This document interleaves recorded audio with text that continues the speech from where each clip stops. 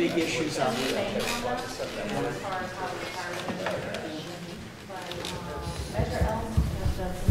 Right, so, but I think you have it more conservative. All right, I'd like to call the meeting to order.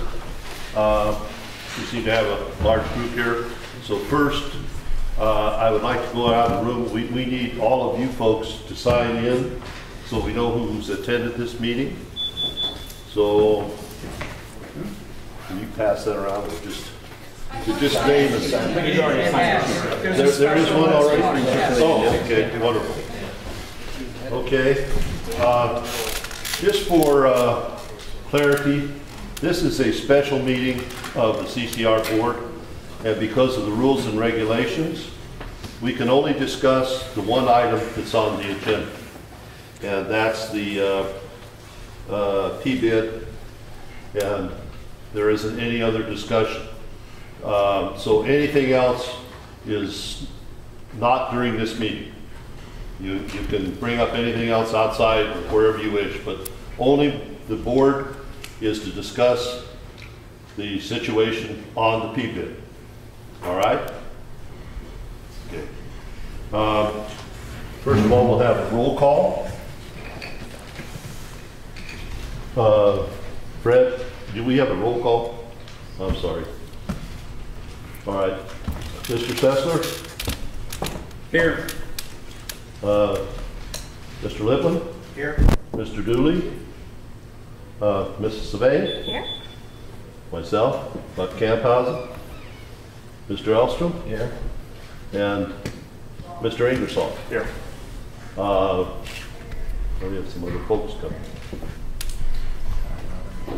Who is that? Oh, okay. Well, good afternoon. Good afternoon. We've just opened the meeting. We're having the roll call. I want to ask for Mr. Lando, Robert Lando, not here. Mr. Brinson, not here. And Mr. Berchesky, not here. We do have a quorum. You forgot Mr. Thompson. Oh, Mr. Thompson, but he is on a leave. All right, we're going to ask for an introduction of guests from everybody and what your purpose to be here is. So if I can start with Raymond, I'm going to put you on the spot. We'll go backwards. My name's Raymond Prather. I own Victory Stores down the street. Thank you. David? David Fisher, a property owner in the downtown area. Belongs to the Barnaby Lady. Rich Johnson, I'm a neighbor just down the block from West Virginia. Okay. Mike Brisbane, just curious. Are you a resident of Blair? Yeah. He's an out-of-town guest with me. Okay. I'm Darlene Rios-Trapp, Campus Civitas Advisors. We've been working on this P-bid renewal, and you know, we are great supporters of downtowns, and we don't want to see something that's really important for this downtown as a source of funding to go away. Robert Schussel, concerned citizen. Nancy Schussel, concerned citizen. Jack Jean, artist, interacted with some of these business people. Erin Hannigan, Vallejo City Council. Okay. Nick? Honorary McElhatton, property owner. Tom McElhatton, I'm with her. All right. Katie Walker, CCRC. Who's that? Katie Walker. Oh, I'm sorry, Katie. Okay. Natasha Clark o Natalia Clark, Denson Limited, Vallejo. Okay. Mel Gomez, co-owner of 524 Georgia Street, Duchess of Windsor apartment. Okay. Jessica York with the Vallejo Tensor. Right. Mike Cohen, Federal Bezel Office. And the gentleman with the camera here? Mark Garman, Vallejo Independent Bulletin. Okay. Did we miss anybody? All right. As you all know, while 3 officers and 1 non-officer were out of the country, a and after we had received slightly over 51% approval of the P-bid, and I thought in America that 51% won, but at the 11th hour, it seems like a conspiracy was held, of which 3 property owners withdrew their properties from the P-bid. And therefore, and even after all of the items that were in the P-bid were voted on, duly voted on and approved. And some of those members approved some of those items. For some reason which they have not explained, they withdrew. They also, in one of the points of their letter, there are several points, but one point, they openly lied. They have no proof that any board member, we have asked all board members, that did a board member go around and promote property owners to withdraw from the P-bid? So that was a lie that I do not understand why it was used. The rest of the letter, we'll just leave it stand as it is. There are many questions on the rest of it. But they have not, we have contacted them yesterday. We had a get-together here with our attorneys to try and find out what legal situations they have created and where we can go. We have attempted, and we are attempting to continue to find property owners that will sign up. It is difficult in that many property owners are out of state or out of the country or some other place, and in all of these P-bid situations we have never been able to get a full count of all the property owners. There are a lot of property owners we just cannot find, or they do not respond. So in this situation, it's put us in a unique and maybe awkward position. I have only been president, and I've only been able to hold 2 meetings. One meeting we did not have a quorum, and some of those same people were not at that meeting. So we have had very little time to do anything. We did with Mr. Brinson and Mr. Lando and myself readjust the budget. We were providing more security. We were providing more flexibility in the budget so that projects that had to be done, one of the requests we were meeting was security to add additional hours to certain people's businesses that were open later than the security is on the street at the present time. There were 3 requests for security at businesses open later than the 5 or 6 o'clock in the afternoon. Obviously, since the bus terminal has been moved, there is another contingency of private security people from both, that is used both by 201 Main Street, by the city, and by us, that added more security downtown. That the city has the same security officers there, so there is more security downtown than there ever has been. Unfortunately, during the city's negotiations to try and get us more police downtown, there has been a mistake on the city's part relative to notifying the union, the police union, to renegotiate the contract, which in their ballot measure, which was voted on specifically for 5 things, one being police protection, the city does not feel adequate to go forward in that any new police hires would be under the old contract. So we are left with the same police force until whenever they can renegotiate the contract. So the only other items that have come up to us was that we, being the present board, had mentioned or were going to, now this is only mentioned, that we were not going to have armed security guards. That is a falsehood. That has never been anything that has been on a proposal or a ballot or an agenda item. It's not something that has been discussed nor voted on. It's full intent of the majority of us, or all of us here, that all of the security be armed. So that was one thing that came out. The other was the length of the P-bid. We went from 5 years to 10 years, that we wouldn't have to go through another P-bid in that period. We also added much more flexibility to the P-bid so that as situations change downtown and in the city, as things get better, that we could move funds to something that would be more beneficial to the downtown. Possibly more maintenance, possibly promotion. We tried to create funds that would provide for promotion of the downtown, to bring more business in, to help get a positive feel out to the rest of the community so that we could grow and be positive. So we've tried to put in all of the things. One other item that came up that I think, and I have to admit that it passed over me relatively easily, was that there was a 3% cost of living increase, and that was asked to be knocked out. Well, yes, I'm sorry. We need to clarify that in every single, but based on the state law for P-bids, that needs to be included in any sort of P-bid program.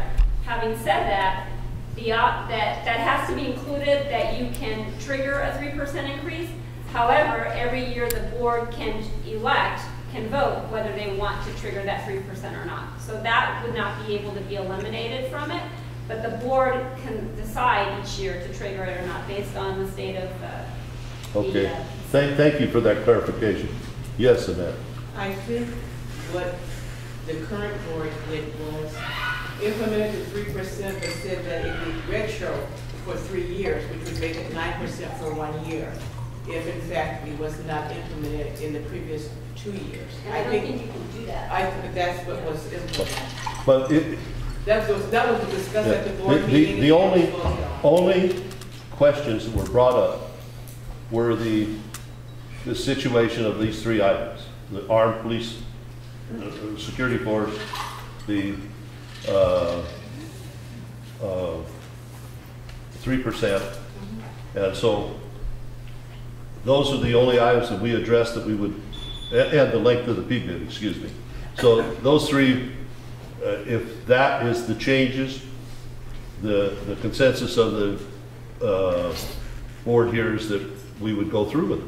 And this is very confusing to us because as the consultants, at one point we had it for 5 years, and then we had been told that the board had voted to go with 10 years. But none of these are deal breakers.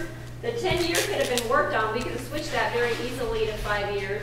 The 3%, like I said, it doesn't need to be triggered. And thirdly, this item of the security, that could have been clarified further. We actually left it vague in the plan to give you an opportunity to discuss it in the aftermath. Now, if you wanted it more specific, again, that would have been the board, and these are all solvable situations, that could have been solved in the management district plan. So it seems like there's something more profound here going on if you were not able to discuss this, because those are changes that we could have made to the management district plan to move forward. Okay. It had also, at the last meeting we had, we voted on a sum of $15,000 or whatever it is. It's approximately $15,000 to buy 2 more security cameras for downtown. That there would be more security cameras downtown, which the police chief had prompted me early on, which probably is a little over a year ago, that we've donated 6 cameras to the town, and that those cameras have done very well in cutting the crime in specific areas where they're located. So that's already been voted on and approved. So we have made I made contact with Mr. Brinson yesterday. He didn't give me any real specifics that were pertinent to the downtown.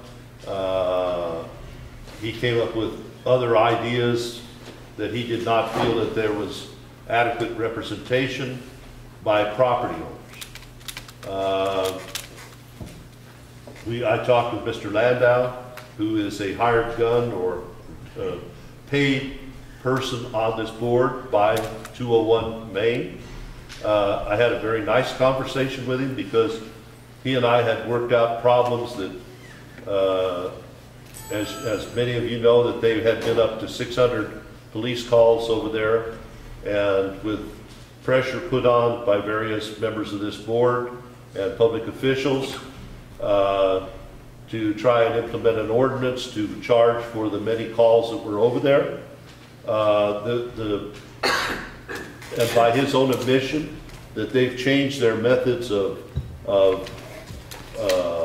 researching the backgrounds of people, that they've put in new rules and regulations, that have been very active in taking people out of there that violated those rules. So the calls have dropped from 600 to approximately 200, which has been a good situation. He also yesterday informed me that, and they had been asked, I believe from the time that Phil had started with the camera project, which was much different than the ones we're doing today, that they would put cameras of their own in the property, up to 10 cameras. Mr. Landau told me that there was an incident, and I don't know what kind of incident it was, but there were people that ran, whether it was a burglary or something else, that they ran into that project there. They weren't tenants, they just ran in there. But their cameras caught them, and the police were able to apprehend them because of those cameras. So it's another positive step that's happened downtown. We have 2 employees that are living downtown that are very close to that area. We own buildings, one directly across the street, which I have publicly stated that it has 32 bullet holes in it, and another building, and then around the corner that we have 2 living quarters. In a year ago, there was, after 11 o'clock, there would be gunshots in that area, and it was very pronounced. Today, there are virtually no gunshots in that area. So things have improved greatly in the downtown area, and particularly in the highest problem area, I guess you would say. I will tell you that with the shootings that have occurred, that we have a building there that has had, well, 2 buildings, and there's been a body in front of each building. I don't think there's too many places in this town you can say that. We just had another instance, but it's not there, but it's downtown, in front of another one of our buildings, with a body there. So, I know that there are people that have thought that some of this, and you all know about the drug problems. Up to probably 24 marijuana dispensaries. There's been raids from Stockton to Oakland to here to Nevada. There seems to be selective raids. I don't quite understand what's going on. The city seems to be in a quandary of what to do relative to licensing, taxing, and so forth. But with the 1 or 2 or 3 that have been closed in the downtown, it has alleviated a lot of parking problems and some of the problems that are on the street. There has been also 2 places that have been observed to have possible drug transactions being done in there. Since the police have reinstalled the camera, that has pretty well disappeared as far as I've been told. So there's been a lot of accomplishments made in a relatively short period of time. Without having real adequate explanation, we are left with very few options. And it's going to be up to this board to discuss those options, and then to act on them or not act. We have, at this point, we have a quorum. We were able to carry on the business of the CCRC for whatever time period we have left, which is at the end of the year. The various projects that have been going on, we will be able to carry them on. The other option is for all of us to quit, leave, and let the 3 members that have forced a non-PBID to operate. So those are 2 options that we have, is either operate it and try and get a different PBID, try and make some sort of a settlement that makes any sense, or to let the 3 people that have tried to do this or have left this and without an adequate explanation operate. And one thing that Mr. Brinson stressed to me was trying to get other representation of property owners on this board. Remember, it is a voluntary board and I have asked David Fisher on numerous occasions to come on this board. I would think that he would be, and he is a property owner, I would think he would be a great asset, but I know he lives away from here, and it would be a great burden on him to have to come to meetings and be here. The people that are here are property owners. With the Fred represents one property, this property, which is owned by another party. And Mr. Dooley is a property owner, Mr. Littman is a property owner, Mr. Elstrom is a property owner with me, as that we are officers of a corporation that hold many of these properties. And of course, Mr. Ingersoll is not a property owner. I'm sorry, Janet is a property owner at this time. So, and Mr. Thompson, who is on a leave of absence from this board, is a property owner, as far as we know, and he's the owner of the Havana Soul restaurant. So that's a composite of the board, and we have tried to find property owners that wanted to be on this board, would do the work. Mr. Dooley runs the thing where we have lent power equipment that we have, lifts to do the painting.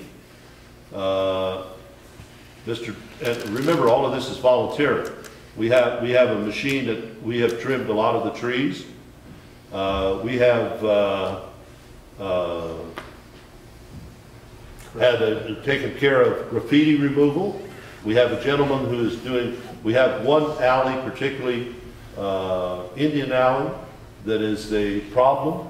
The trash is in there. We are trying to go through there and clean it up. As the city comes to a code enforcement, which Michelle Hightower and I have talked about this, that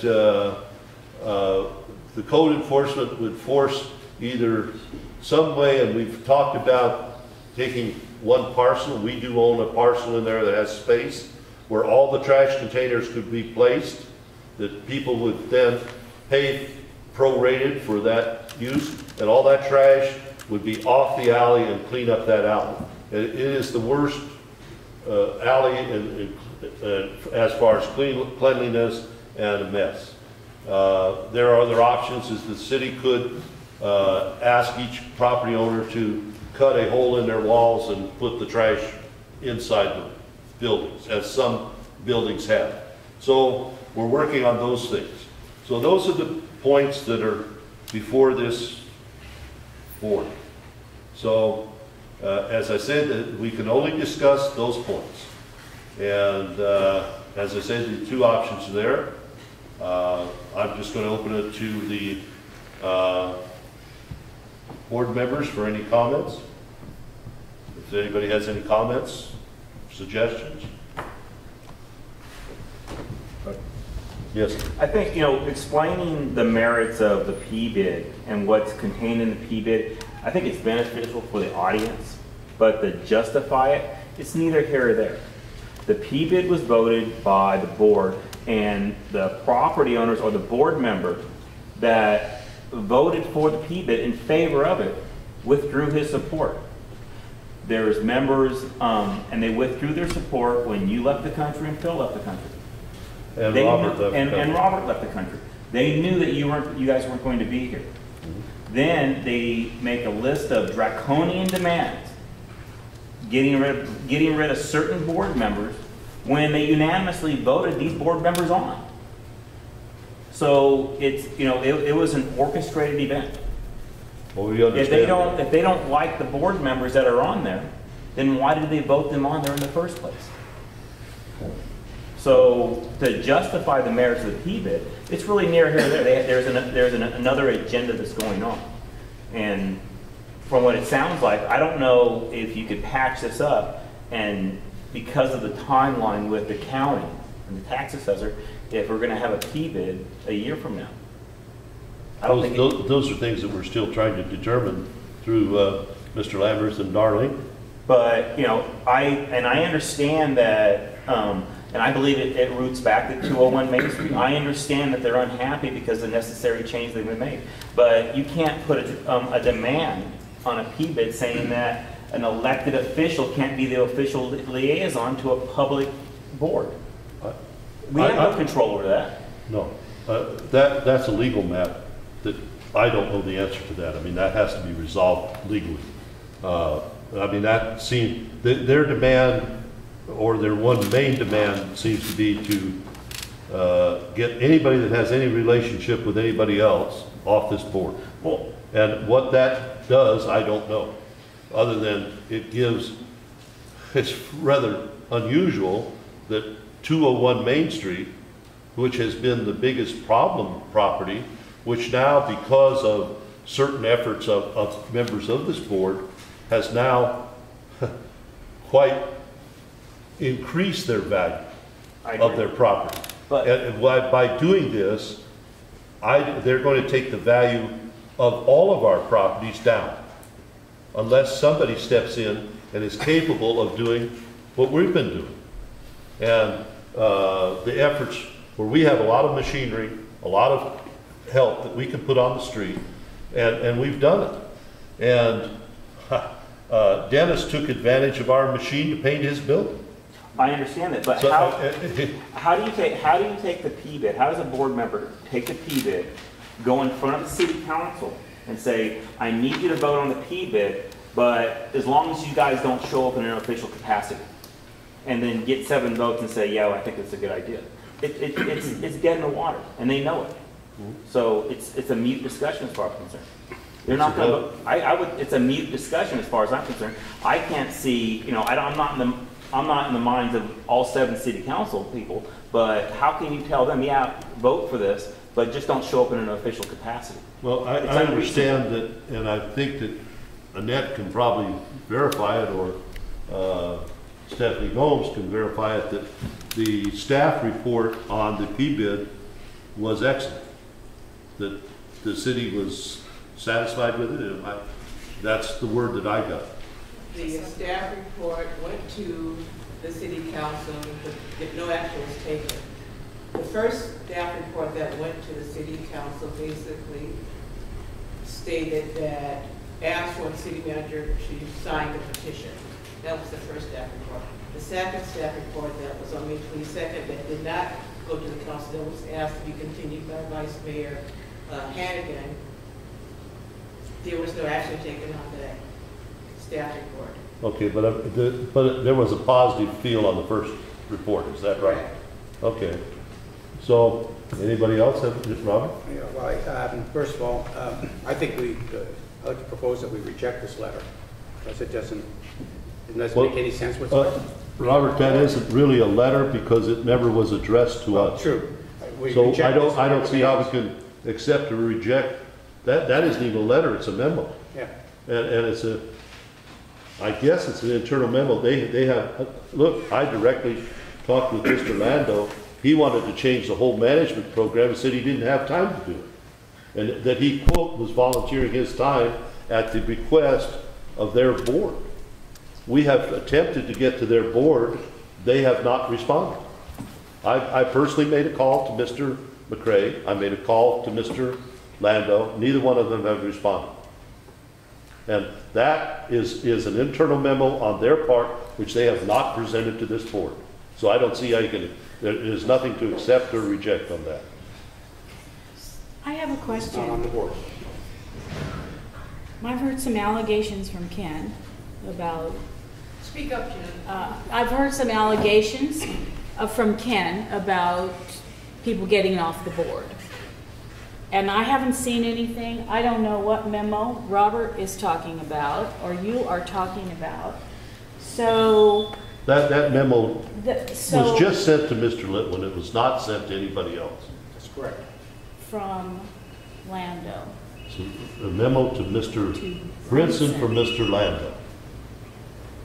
And I do not believe that this memo is any situation to be discussed because they haven't made any formal presentation. Okay. So I think if you just forget that. Okay, so let's forget this Okay. and let's just back up a little bit to a time when this board was working together to Okay. get things done downtown. And we were doing that. And now we've become this divisive group. Well, then, And Not on my part. there's some gaps here of, it seems like the things that you've pointed out that are concerns by 3 people who have withdrawn their support are solvable, just like Darlene said. But they're not here today, which is a concern to us, because when we attended here today, our understanding was that they were going to be coming here so that we could actually. So what can we do today as a board? We are a board. we are Yes, quorum, but what Janet. can we vote on? Janet, What is there to vote on? Janet, we are left with 2 options. Okay.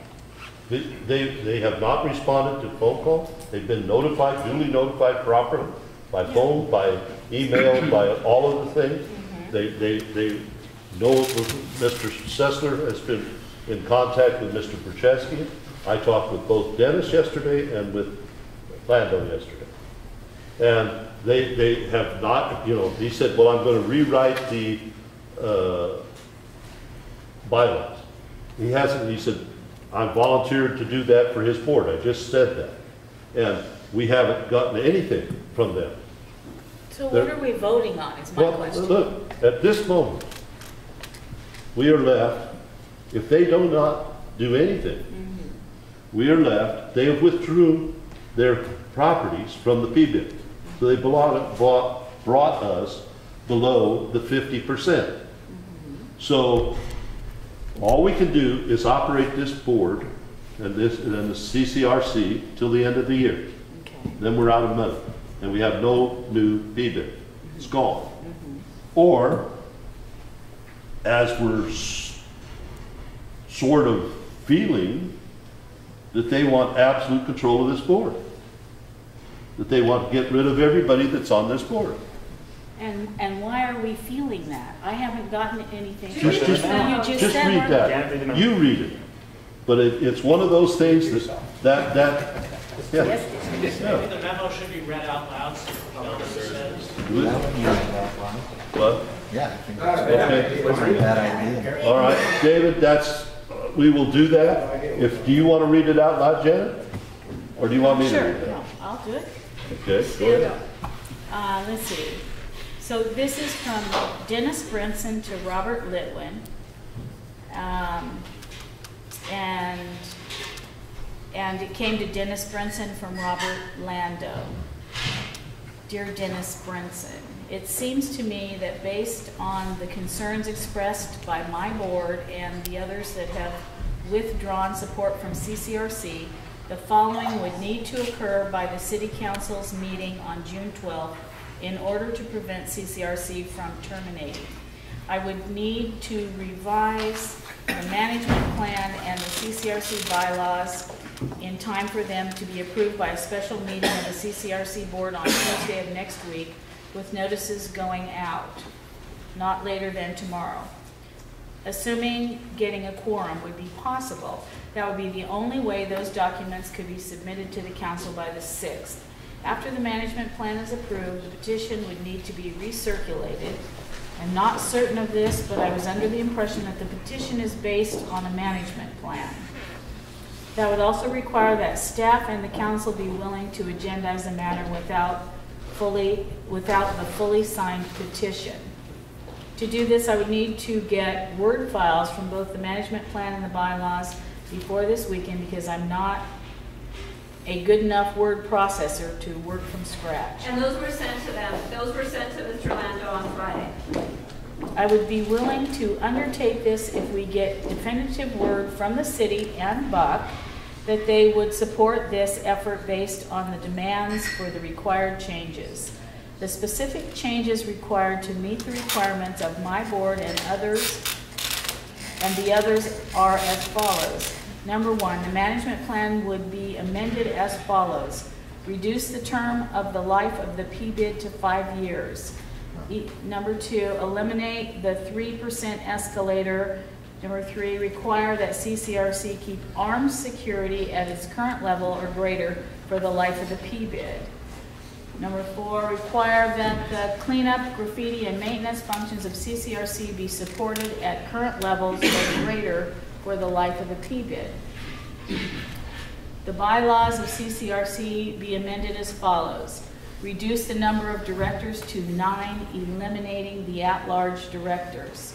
Prohibit property owner members from serving on the board if they, number one, owe money to or are owed money by other directors. Number two, have a significant economic relationship, such as landlord-tenant, co-partner or co-property owner, attorney-client relationship, or employer-employee with other directors.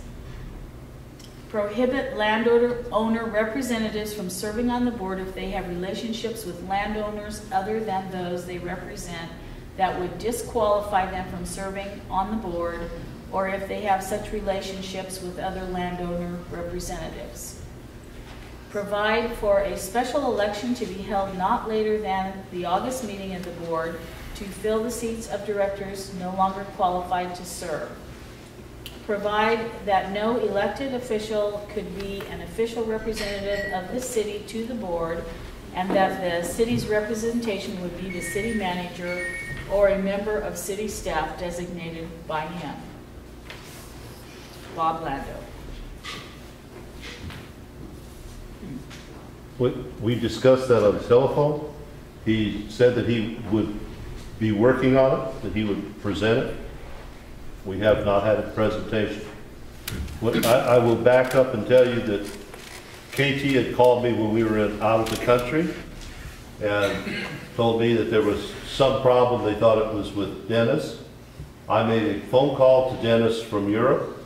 I made a phone call twice to Dennis from Europe to ask about what kind of a problem there was.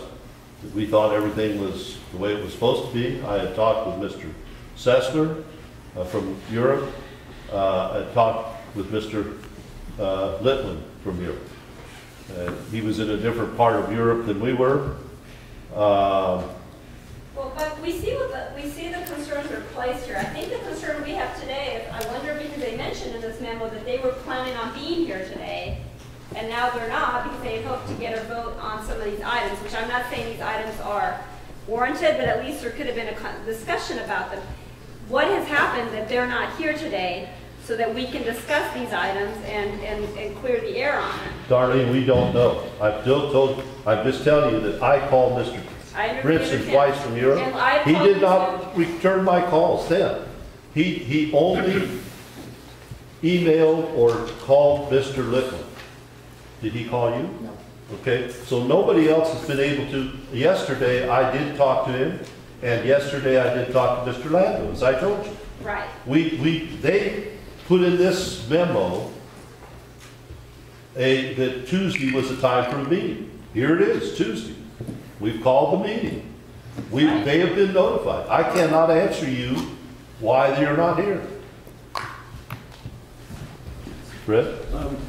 To define our actions, Mr. Chairman, Darlene, the PBID has been advertised as 10 years with a 3% inflation clause. If we change it, does it have to be recirculated?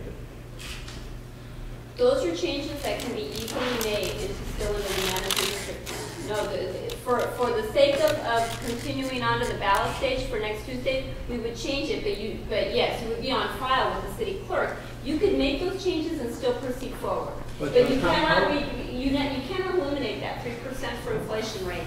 That is standard law.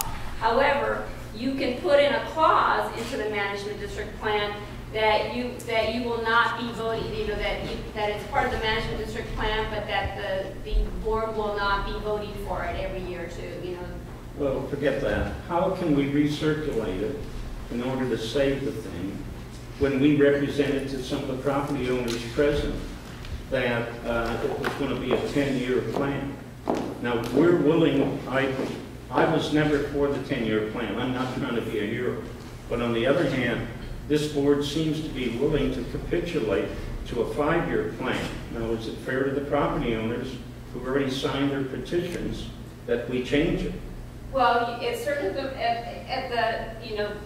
by the board. So you could today vote as a quorum to move it back to 5 years, and you just need to let everyone know. But it is perfectly acceptable for you to today to vote to move back the management district plan to 5 years. Well, you can say that very easily, but it could be challenged. You got 3. Of course, everything's being challenged, but at least you've done something now to get back to the 51% petition threshold, assuming that your 3 property owners who have withdrawn support will get back on board. But you can, as a quorum today, vote that the management district plan be revised to reflect 5 years versus 10 years. You can do that. Go ahead, Ken. On the issue, on the surface, it seems questionable to have board members that have business relationship with other board members. But number one, no one's busting down the door to get onto this board. We're constantly trying to find somebody. Then on top of that, in the memo it says we don't want board members that don't own property. Well, if you're going to put a restriction on there and then limit it, when you're already limited, you have limited access to potential board members, then it just kind of spirals downward. So it's just, you kind of just compound the problem. Nobody's trying to get on this board. We're always constantly trying to find somebody. We find board members, they last about 3 or 4 months, and then they just stop coming. That's not true. I've been on for 5 years. You've been on. No, there's been a couple of board members that have just lost interest. Fred's been on since it began. That's correct. But there's been other board members that have just lost interest in a short period of time and have left, and because they have other things going on. I'm not saying that whole, Janet. Right. There are very, we're dealing with one right now. This is my second term on the board. Yeah. Right. Well, Mr. Chairman, I discussed resigning from the board with Mr. Barshevsky to satisfy Mr. Brinson and Mr. Ladner. That's no problem for me. I don't own a piece of property in downtown. I don't have a chip in the game as well as some of the other property owners do.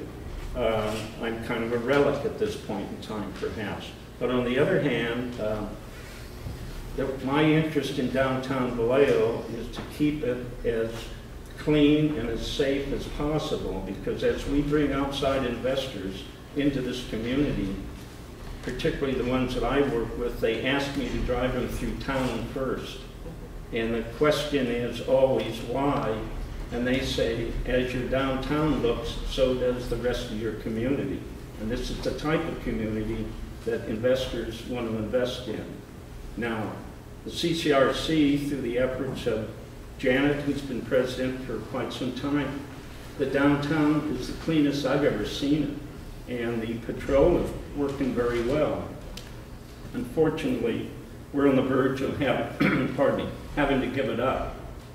Therefore, I think it's unfair to the rest of the property owners who really are being governed by one property owner who has 5% interest. And frankly, I don't know why we put that property in the downtown plan anyway. It's a residential property. It should have been out. It doesn't have the same goals that the commercial property owners have. But that's something we might, or you might look at in the future. But we're faced with now having no CCRC board and no downtown business plan. When actually in other parts of the country, it's been a thriving type of, call it a redevelopment, whatever you want, but at least in this instance, particularly in the city of Vallejo, the downtown plan has picked up the baseline services that the city can no longer furnish us. And those baseline services, besides the security, which is working, by the way, are trimming the trees, keeping the streets clean, and painting the different poles and whatever the heck you want to call them around town. So the town does look good, but dropping the P-bid puts the burden back on the city, and I don't think the city can afford it. I'm not talking for the city, but it's going to be very difficult to keep this town clean and patrol the way we have been doing so. And Mr. Chairman, I want to remind you that there is an item on the agenda that gives the public to speak. Yes, I know, but we still have the discussion at this point. I understand that. Before we go to public discussion, I'd like to make a motion Go ahead, Jeff. that we accept these ideas to reduce the term of the P-bid to 5 years, eliminate, well, we can't eliminate the 3% escalator, but we can agree not to raise it with the initiation of the P-bid. Put language in our document that says we will have armed security at the current level for the life of the P-bid, and maintain the current levels of cleanup, graffiti, and maintenance for the life of the P-bid. Any comment? Second? Second. Okay, all in favor? Aye. All right. Opposed? So be Here it. we go. I might make a comment when you say the armed security at the level it's been. We have actually raised it already. So that's already been done. Okay? So then there's another item here, and that's about the bylaws. But this meeting is about the P-bid. That's right. Yes. And I would suggest that we move that discussion to another meeting, since this is not appropriate here, and see if we can hammer that out. And now that we've made these changes that our fellow property owners have withdrawn their support from, or because of, perhaps we can win their support back. All right. They'll be notified immediately. KT, I guess she's, oh, okay. You've gotten this. Okay, thank you. Is someone taking minutes? KT. Okay. I think some of the board members could call them right away, and let's see if actually they're willing now to step back and see it, and we can move this full item forward for next Tuesday. Take a recess and do it. Well, I could do that after this meeting. Right. Any other items or any other discussion from the board? That's good. I agree. Anything else? All right. I will now open the discussion to the public for public comment. Yes, Mr. Secretary. I'd like to read a statement. I think that both sides in this dispute are putting their self-interests ahead of the mission of CCRC. This conflict has turned into vendettas that hurts the downtown and the citizens of Vallejo. And I think both sides in the past have stacked the board to further their own interests. And unless both sides change, we'll be responsible for the demise of our downtown. And in response to the letters that you got from Mr. Brinson and other people, I think that any board member appointed since Mr. Camphausen was appointed who owe money or represent his properties resign, and more neutral directors be appointed. All earlier appointments should stand. Two, you've already talked about a 5-year P-bid, so I won't talk about that. I think the minimum number of hours of security per week should not be specified. It needs to be flexible. You may need more, you may need less over the next couple of years. Another thing, The ex officio council member on the board should continue. The attempt to remove the city council representative appears to be an attempt to silence a critic. And I think this whole board needs to focus on stabilizing the downtown and filling the empty storefronts with businesses that'll draw traffic. And I think your priority needs to be getting an executive director whose primary function is marketing and strategy. And the last thing is that CCRC should not be used as a political organization.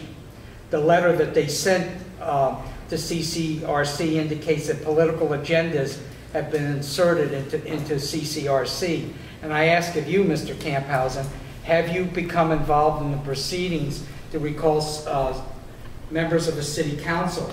And as president, are you going to ensure that CCRC, that your political activities remain separate from CCRC? And how will you assure us that your political objectives won't interfere with CCRC?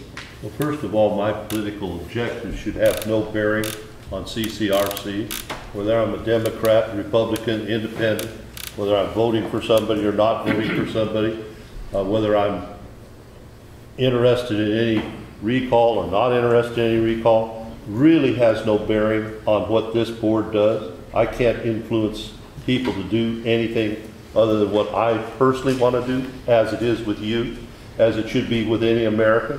I have this is a free country. I should be able to think, do as I wish.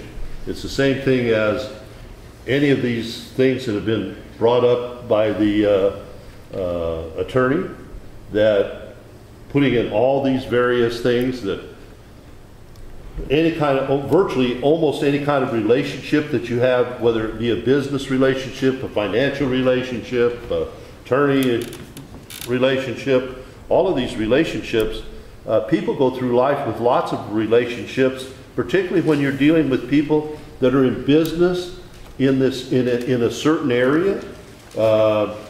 We actually have approximately 15 buildings in this downtown. We've been through, we've probably put our money where our mouth is more than anybody else in this town.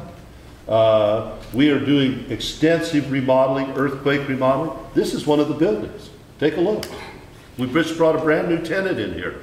It's very difficult to get people to come to this town. We have been actively trying to do it. The city has brought about a economic development, but Mr. Sessler and I have been doing economic development, and Mr. Sessler has been one of the key people to help this city grow over many, many years. He's a lifelong resident.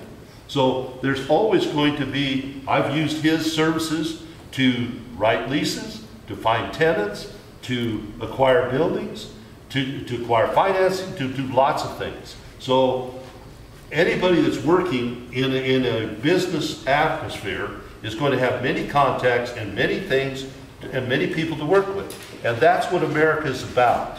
We're not trying to impose any specific plan. We don't have any plan. We haven't seen any plan. There is one thing that has come up that could be positive, is that the University of California with the Maritime Academy is potentially looking at putting a polytech school down here in downtown, you know, to bring something unique and different. That we know that there is too much retail space down here. And a lot of the retail space does not conform to new codes, mainly earthquake and ADA. So, when you're dealing with old buildings, there's a lot of costs that are involved that are not in when remodeling these buildings, I'll tell you, I almost wished I'd have torn them down and started over. It's cheaper than to remodel these older buildings. So we have many problems down here that I'm not the only one working on. There are a lot of people down here working on them. We have exchanged information relative to them.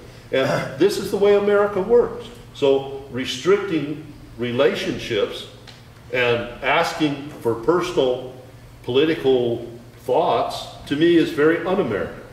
I'm not imposing anything on anybody.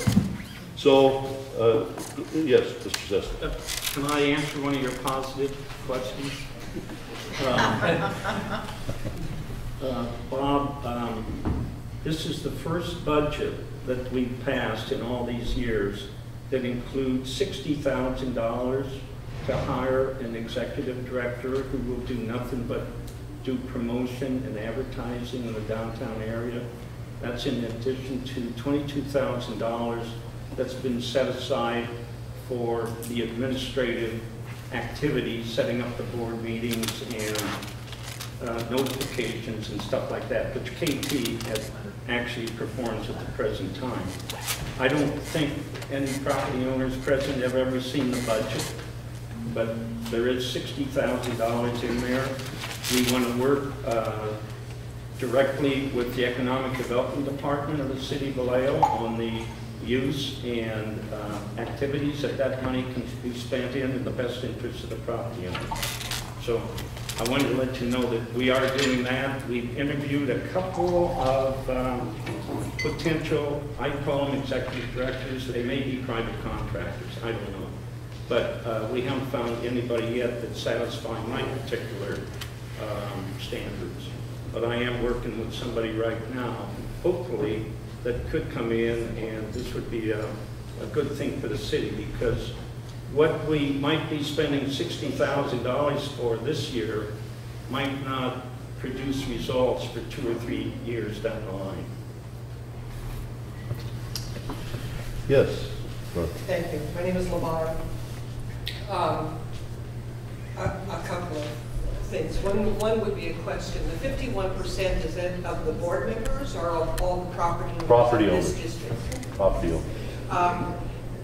The other thing was when I came to Vallejo as a merchant, I'd never been a merchant before, and word on the street was that crime was the reason that there was no foot traffic downtown. But walking my dogs 2, 3, 4 times a day, I didn't feel that.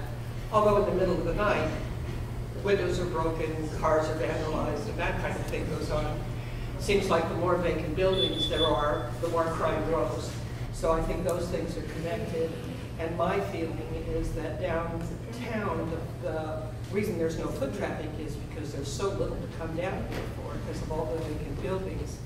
When I was searching for answers in order to try to save my business, I looked for different groups that maybe could give me some insight about why the vacant buildings, some of them 8 years, some of them 12 years, some of them longer. I know you said earthquake and all that kind of stuff. But when I found the CCRC was property owners, I thought, well, that's the place that I can go, because certainly I will hear the property owners talk about the property, the vacant property, and what's going to be done about that. So I've been going for about 8 months. There's never been a discussion about that. And I think that maybe what happened with the one meeting that I went to where there was a lot of political talk, and it was clear that the view was against Marty Brown and Gomes. In that meeting, that was the meeting that you say wasn't a meeting because it was a quorum. So my suggestion would be, even if you have a meeting that's not a meeting, that it would be best not to talk politics. That it do what? To talk politics. Well, that discussion was relative to a report from me, relative to the actions that the city council had taken in not providing police funding downtown, other than the putting in the money for the ones that are on they have money from elsewhere that's disappearing, and they're going to retain those police officers. The political discussion was Marty Brown was asking the public to give some feedback on how to spend some money. And it was real clear in that meeting that there were some people who were definitely in the thought that that was a really stupid idea. And it just felt like an uncomfortable place to have politics talk about. Your point is well noted, but that was not an official meeting because there was not a quorum. So when you're in the CCRC room at the time of the meeting and it's not really a meeting, it'd probably be better not to discuss politics. Okay, so you don't want me to discuss anything with you at any level then? Okay. Yes. You know, the reasons they give, whether it's that a board member is involved in some other political activity, or they just completely fabricate a lie that a board member is actively trying to get other property owners not to sign up. It's neither here or there. The bottom line is that 201 Main Street has been held to task. The Congressman's office has been notified. The HUD in Washington, D.C. and HUD in San Francisco is notified on a continuous basis about criminal activity on their facility. And they're upset about it. They're not happy. I wouldn't be either. But the bottom line is that the egregious actions that we just became accustomed to over the years no longer exist. There wasn't, in 2011, there wasn't a murder on their property. There was shots fired, but there wasn't a shooting. And that was because of the actions of people that do not agree on issues politically, but they came together to solve that one problem. So I understand why they're upset. And, you know, in my opinion, that facility has caused a great harm to the city, and they're continuing to do so. And that's the bottom line. This is their way to stab us in the back one more time. Any other comments? You know, we're gonna, you know, I remember that, you know, when I worked in the refinery, and, you know, the safety administrator said, we'll be here as long as our neighbors allow us to be here. It's the same way with that facility. They're gonna be here as long as we allow them to conduct their business the way they've been conducting it. And that's been changing. It's been changing for the positive. But that's the bottom line. This is why they're upset. They've been held to task. They've had their district office HUD call them and ask them what's going on. So I don't think there's anything we can do to change his mind to vote for the people. That's my opinion. Is it too late to draw the boundaries differently? I did hear you.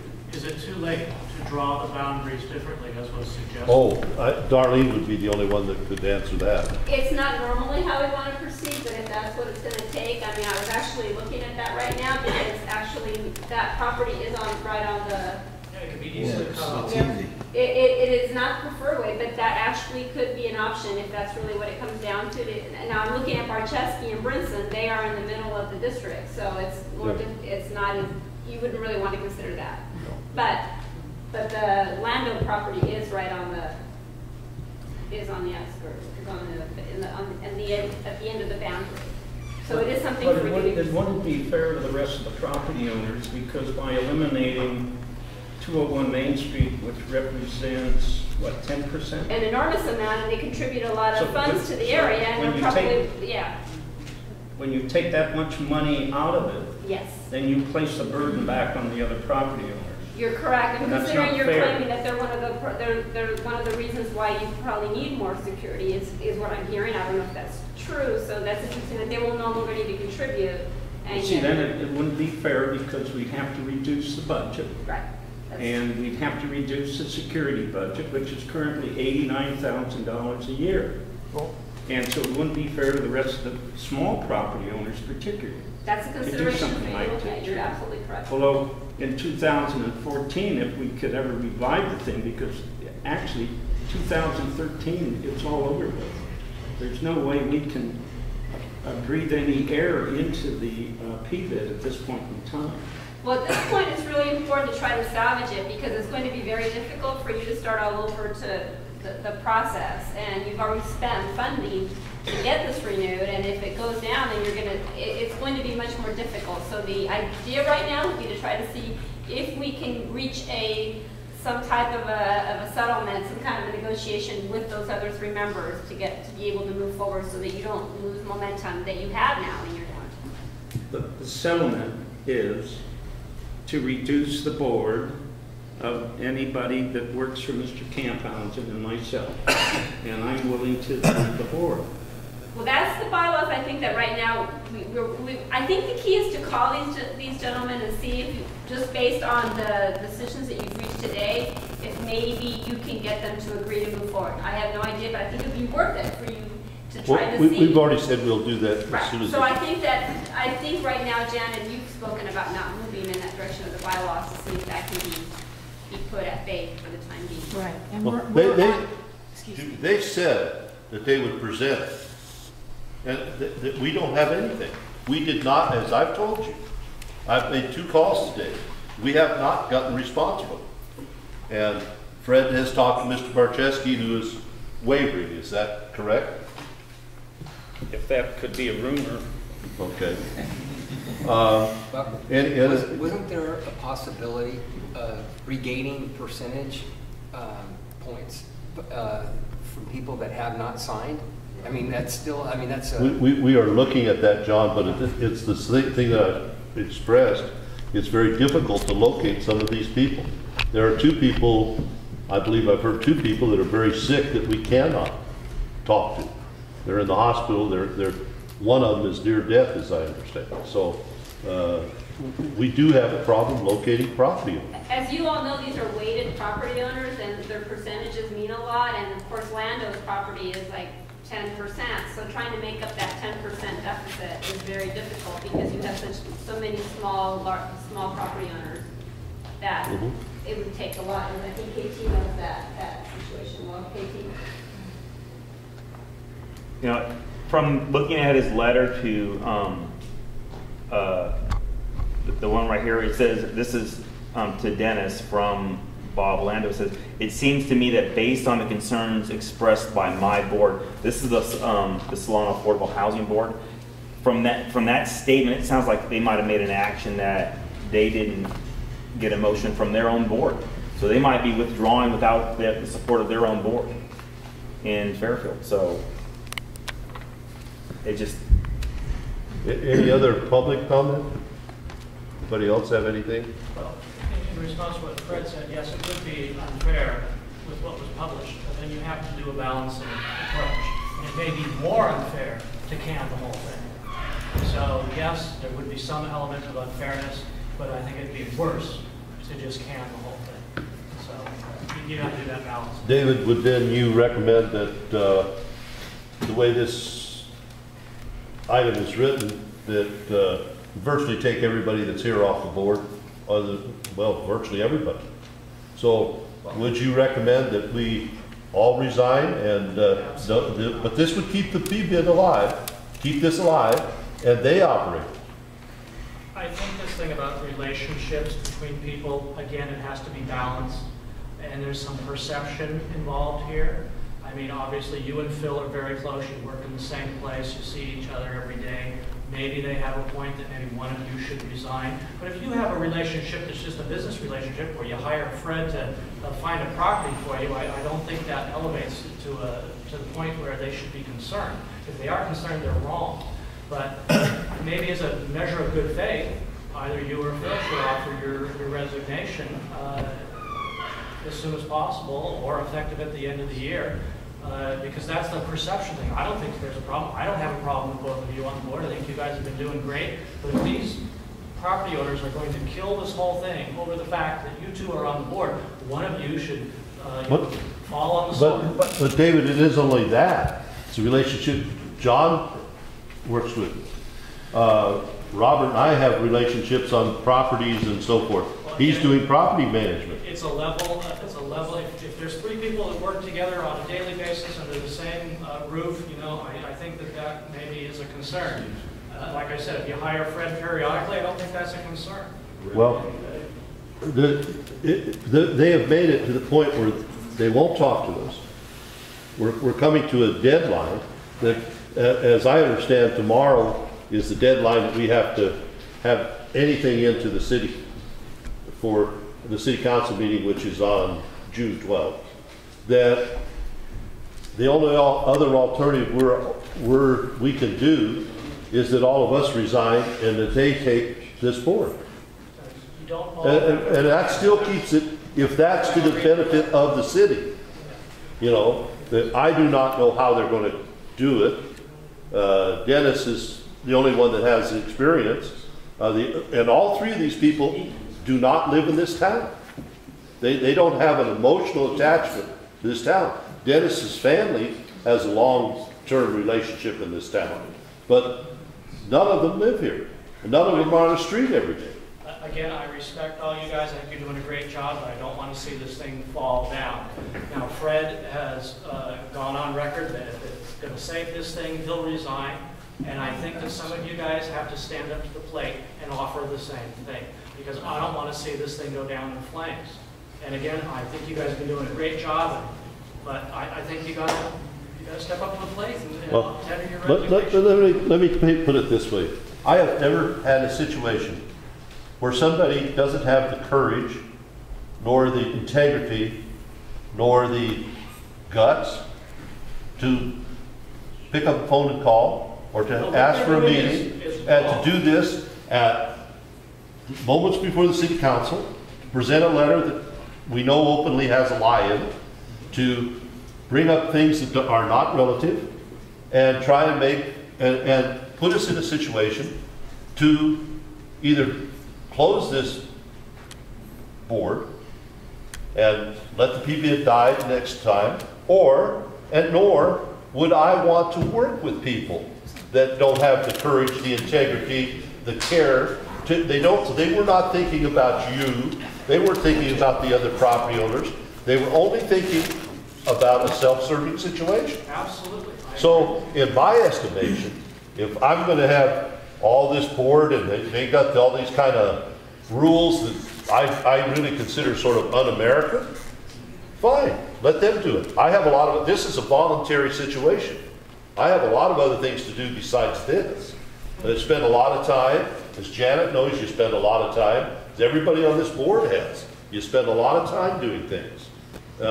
So if they want it, and that seems to be, they did not have the courtesy to call back. They haven't had a courtesy to give us an email. They haven't given us a courtesy to do anything other than talk to us yesterday. And so it's in a quandary of what to do. I hate to see somebody with the knowledge that Fred has and brings to this board. He virtually knows every property down here. He knows most of the property owners way more than we know. He brings a wealth of experience. You know, that's what you look for. The people that are doing things, that are making things happen. I think you see everybody at this table, these tables, are people that are making things happen down here. I agree 100%, but So, you're not seeing what is this phrase, the forest over the trees? It's a matter of if you don't do something, this thing's going to go down in flames. Well, it's going to hurt me. So, and it hurts all of them. Right.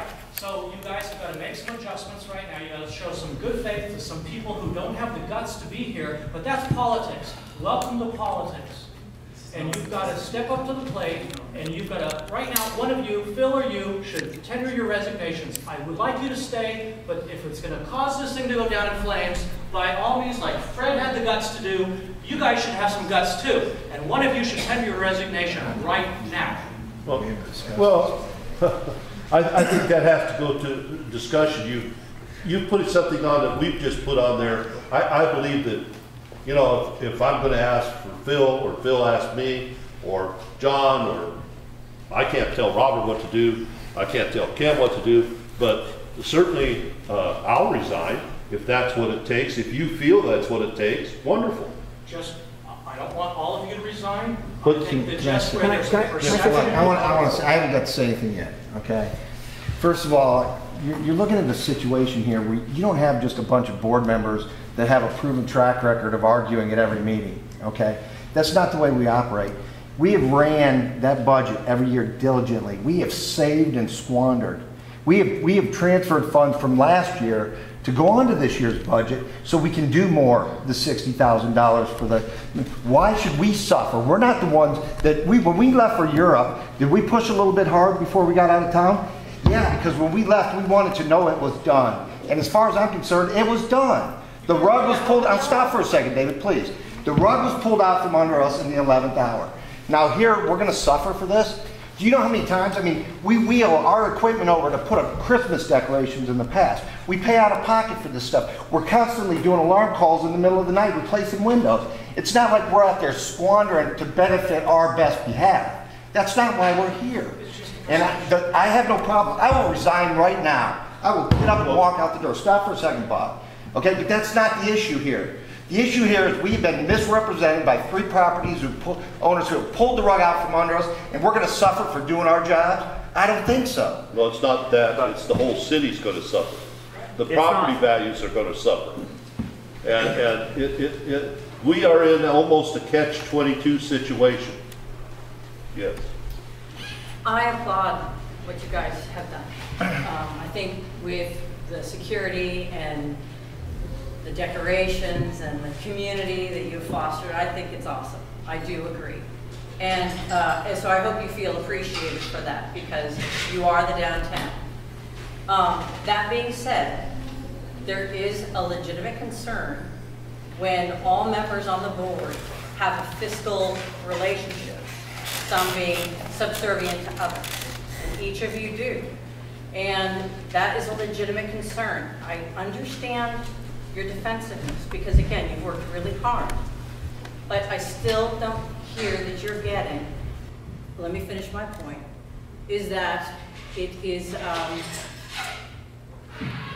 if somebody holds paper above somebody else, there is a possibility of undue influence. And that's my concern.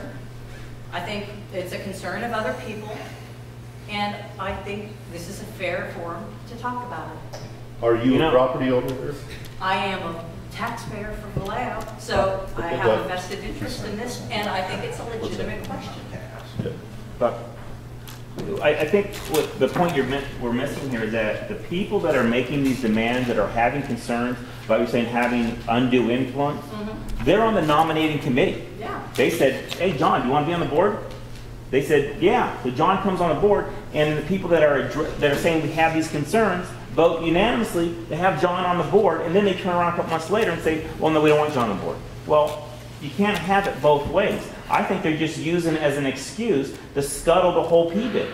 So, I mean, I understand. I mean, you want us to step off? I'll step off today. But, wait a minute, David. But they're just using this as a reason. Don't say, well, we didn't, you know, the reason the P-bid went away is because Buck didn't step off or Phil didn't step off. No, I believe the P-bid's going away. They're just using that as an excuse. They're trying to, I think Bob Lando's trying to explain to his board his actions. And call their bluff. Can I say one more thing? He just said it. He'll step off.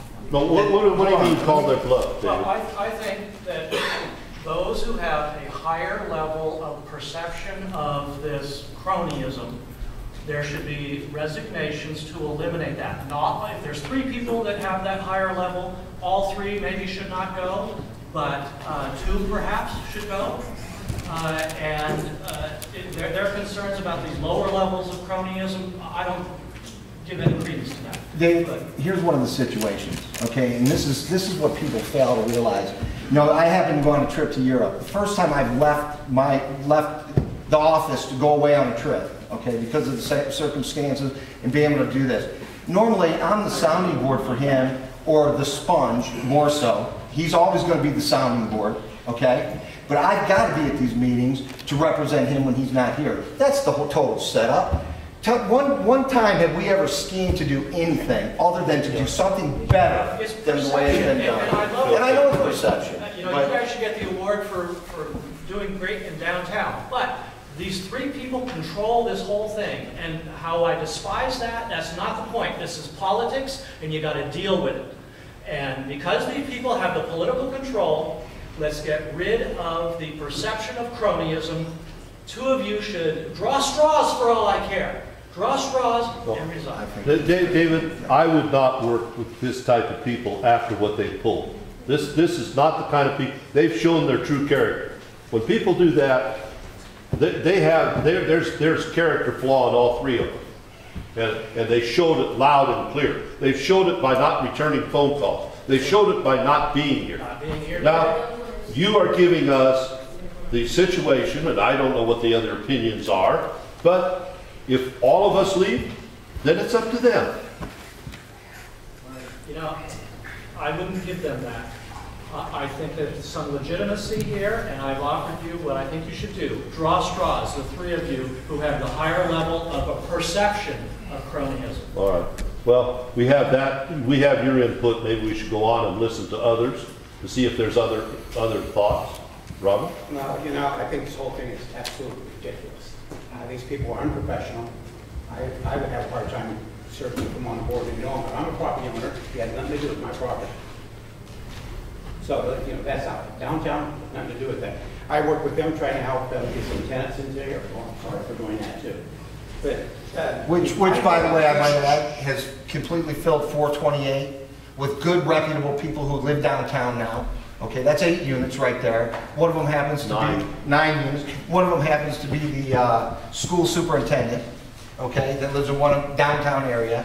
So we're doing what we can do every day. Okay, I'm sorry, Robert, I didn't mean to interrupt. That's quite all right. I think this whole thing is ridiculous. No, this is a rational decision. David, this is, I'm sorry. Hey, David, if you think you can contact them because they don't return anyone else's calls, contact them and broker a deal and bring it to us. I'm sure we can work it out. But if you can get them to call you back, let us know. Let us know what they say because we're interested. Well, they're not calling anybody Let else. me just finish. I'm sorry. All right? I never interrupted anybody. Don't interrupt me.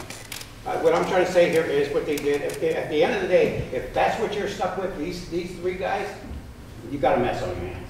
Because they don't have your best interest at heart. I'll tell you that right now. I'm not stepping down off this board. I don't like anybody pushing and bullying me. I'm not going to put up with it. I've always done the best for this community. I've always been there when they needed me, and I'm going to continue doing that. And I'm not going to be bullied by these 3 guys. I have no reason to step off of this board. Period. So don't ask me to draw my straws, but I'm not going to do it. Well, I think that somebody should step up to the plate and let it go away. And although I respect you, I don't respect that last little statement that you made, that you're not going to do it even if it's for the better of the community. Oh, because you know what, if it's for the better of the community, at the end of it, we're not going to give this, sure, I'll walk off the board for that there, but you give it, you deserve it. But I think this is absolutely terrible. And besides that, according to what they say there, I shouldn't have to step off the board anyhow. David, why don't you come on? Yeah, why don't you join us? We would love it. There you go. Good idea. Seriously, right now. Maybe I will. But, we got to get this PBID enacted for another at least 5 years. And whatever we can do to do that. See, I'm looking for solutions right now. We talked about cutting these people out. We talked about good faith measures, resignations. I mean, these are all important for discussion. And I think other people here in the room should throw in their ideas on how we can save this thing for the better of the community. I don't have any feedback on how to save it, but I could give you just word that I've heard on the street, which might be connected with some resentment that's going on. And I don't even know if this stuff is true.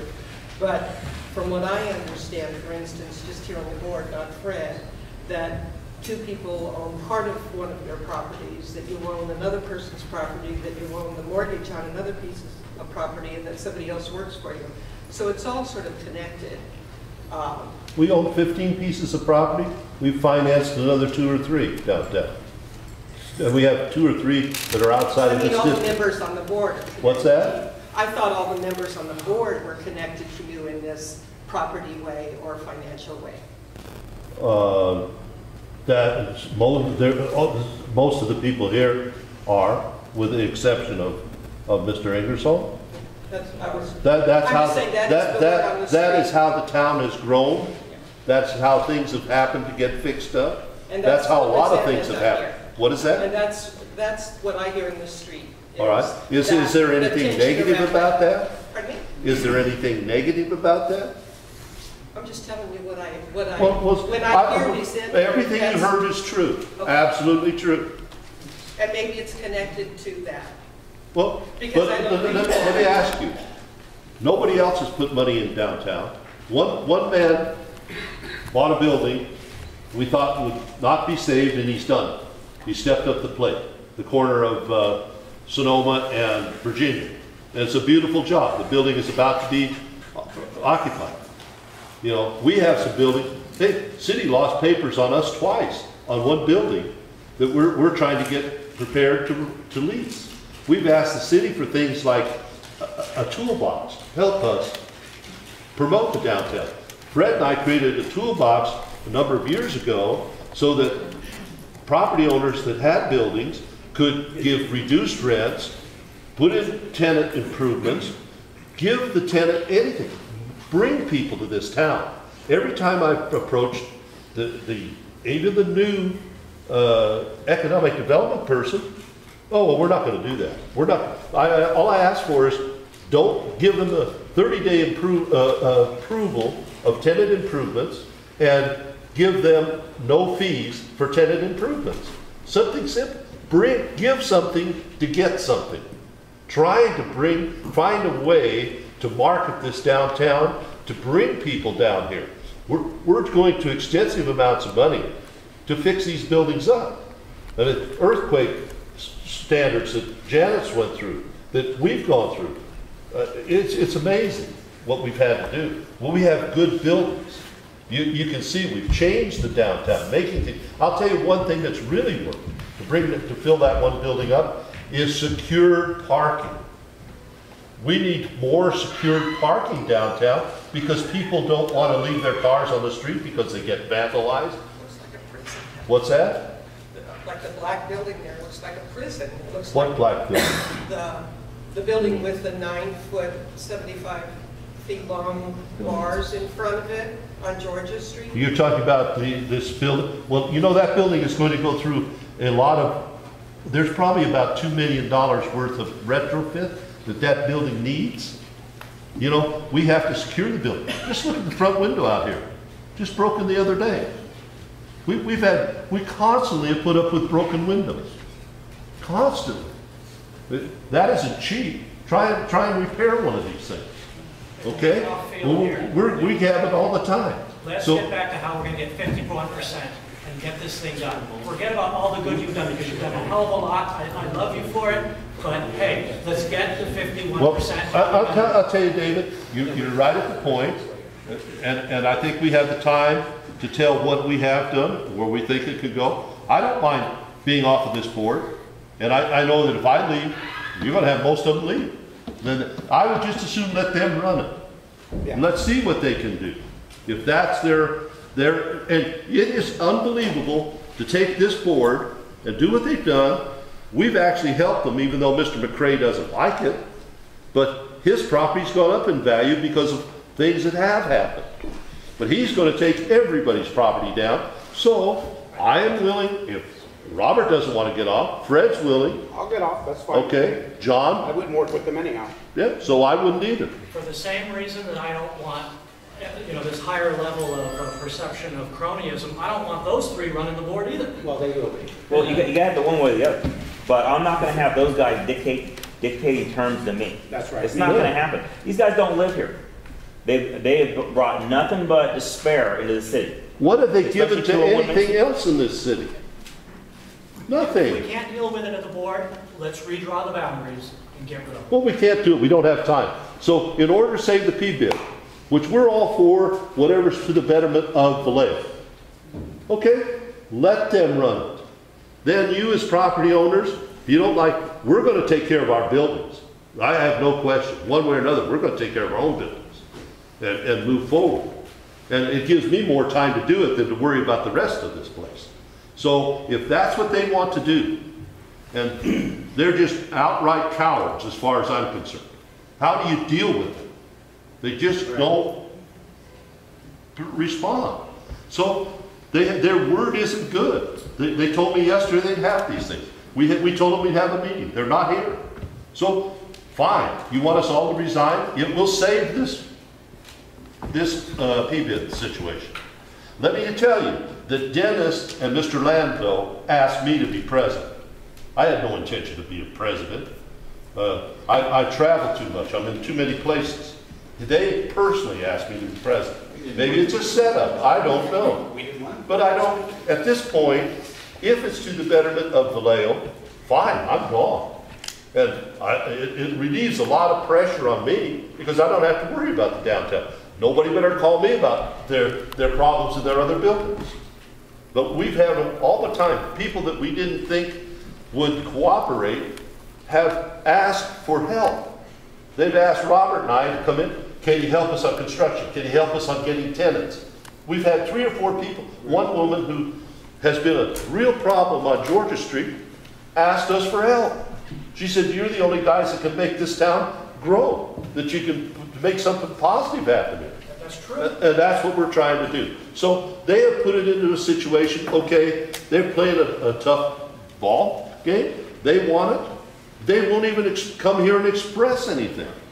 So you're asking us to do what really we would like to continue to do this, but David, I have no problems like Fred to resign.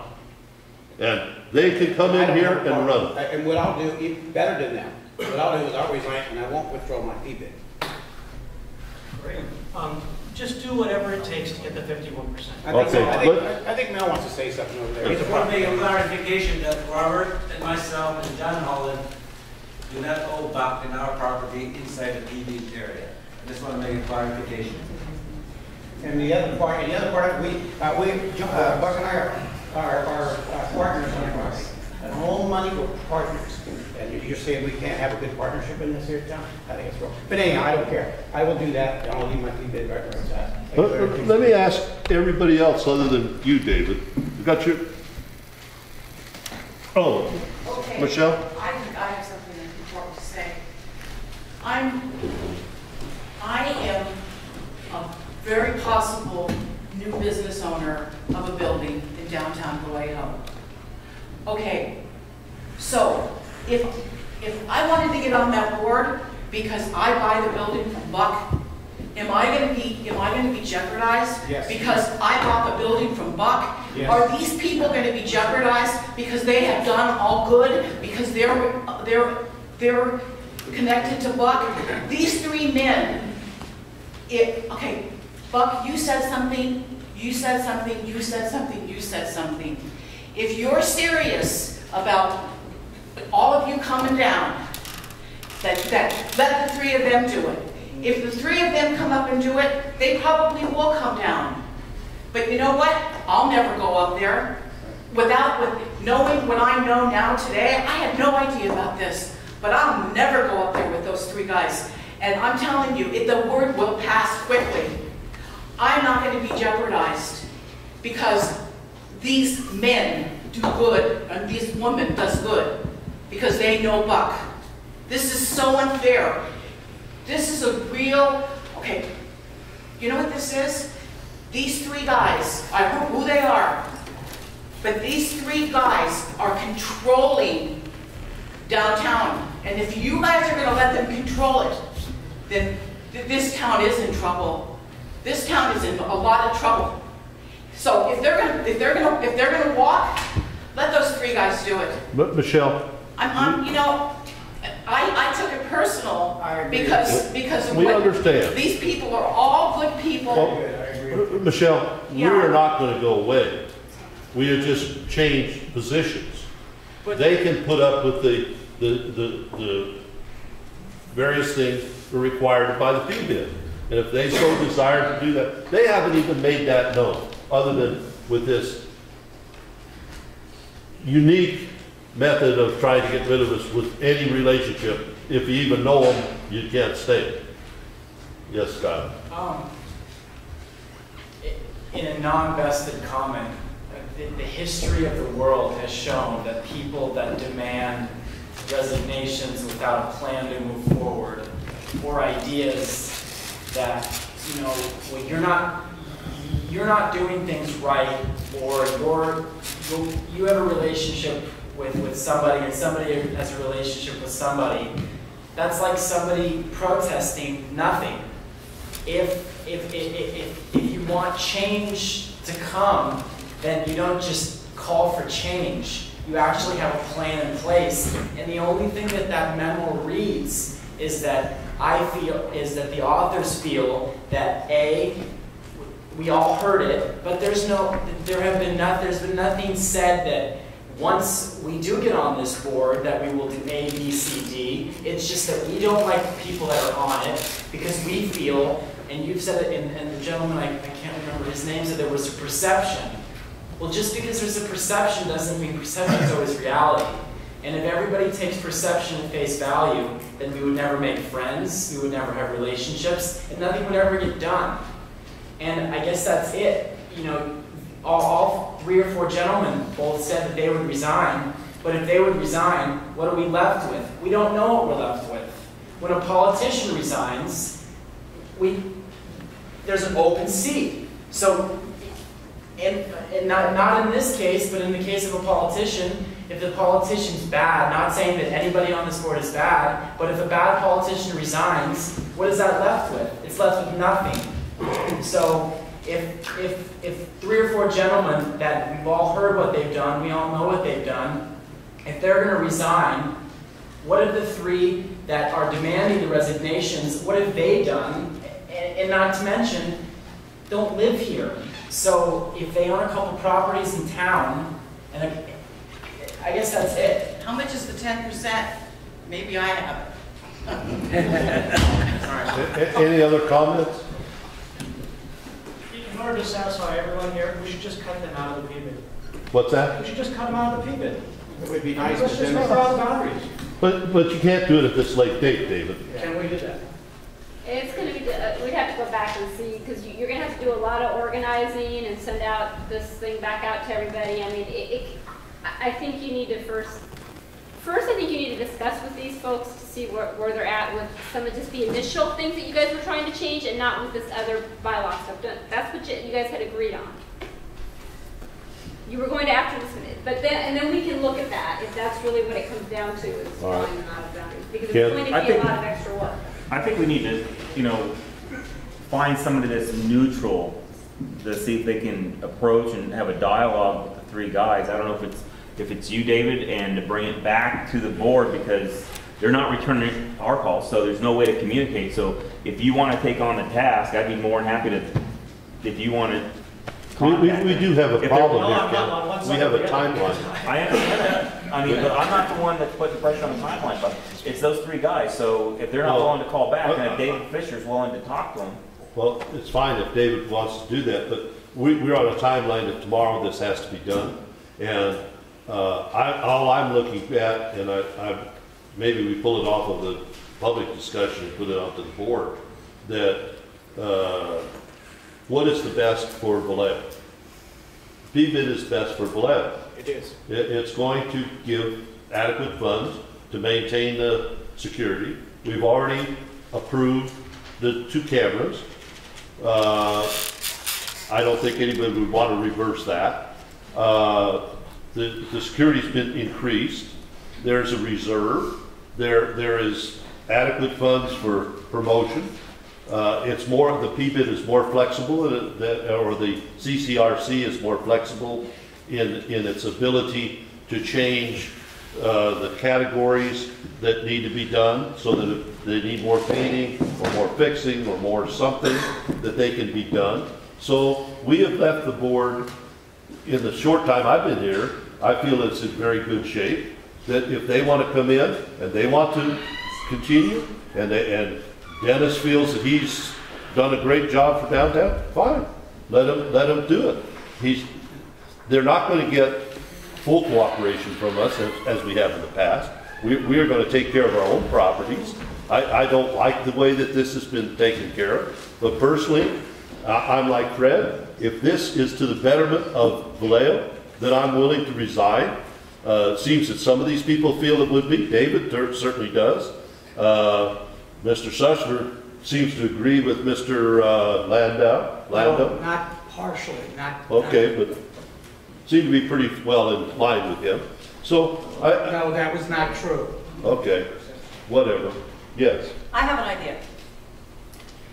Now, it's unconventional, and I know you were talking about maybe excising 201 Main. I understand you have problems, but you kind of rely on the large amount of funds you get from that 10% to utilize in the, I think you said $89,000 a year in security, right? This is very unconventional, but I think it might work.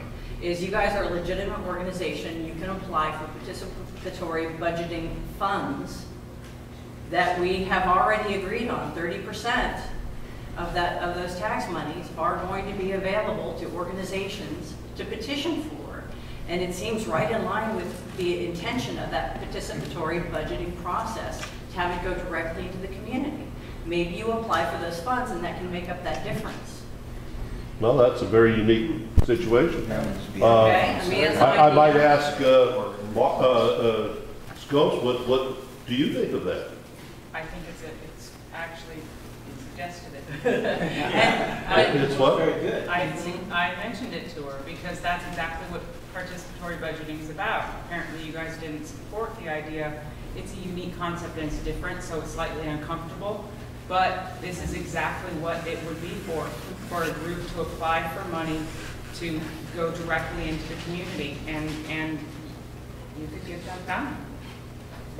How quick, well, we have a year to do that then, roughly, because we have 6 months. We have another 6 months. Right, because you wanted to excise maybe 201 Main, but you still need those funds to cover, that would really hurt if you didn't have that, so. Let me ask you, I know there's been some meetings, what other type of things has been asked for through that participatory? Nothing yet. What we're doing right now is asking for organizations to submit letters of interest to be on the board that's going to set up this whole process. And then when that process, they set up how it's going to work and timeline, etc. And then it'll move forward. Organizations will put together their projects or bring forth their ideas and bring them forward, and then everyone who's participating will vote on them. I know the chamber's asked to be on this board, and they weren't supportive of participatory budgeting in the first place either. But it's something where we can actually get some things done on the ground pretty quickly, and get projects funded that perhaps wouldn't get funded through the normal budget process. Stephanie, that's still 6 months away, right? It is. What is that? But you said you're funded through the year. Right. For the future, but if it still brings us back to the current problem, which direction to take it we have. It's an idea, it's just an idea.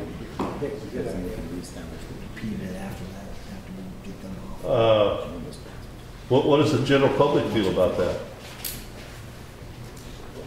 No comment? Yeah. How about a show of hands? I mean, I like Okay, so there is support. Does the general public want the change of the board to be part of it? I think, again, if there is fiscal, we'll say hierarchy, I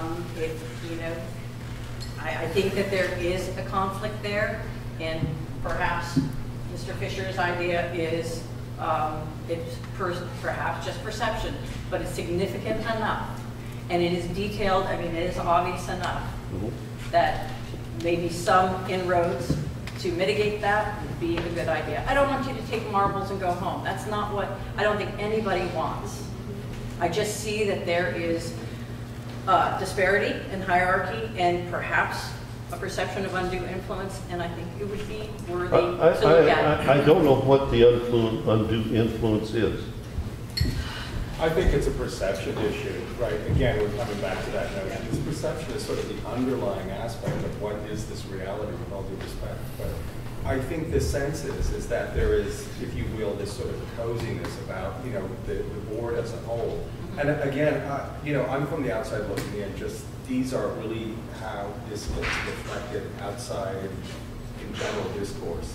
So I think the point is that you guys have really done sort of exceptional contribution to the downtown. From my perception and living right here, I can see that there's influence here. But I'm not sure what's happened. There's like this elephant in the room to what has happened or transpired since, with all due respect, you came on board. And it seems that this whole thing has just gone shot. So you're saying I'm the elephant in the room? I'm not. Why not? But I think you get the gist of what it is in terms of perception. I think you guys are able to see that, what it is. The big problem is, I didn't want this job.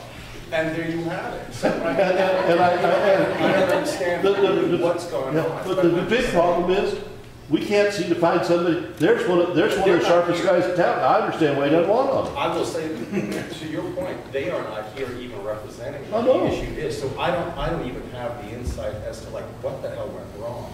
But again, I get the sense that there's something more, greater, that we're not talking about.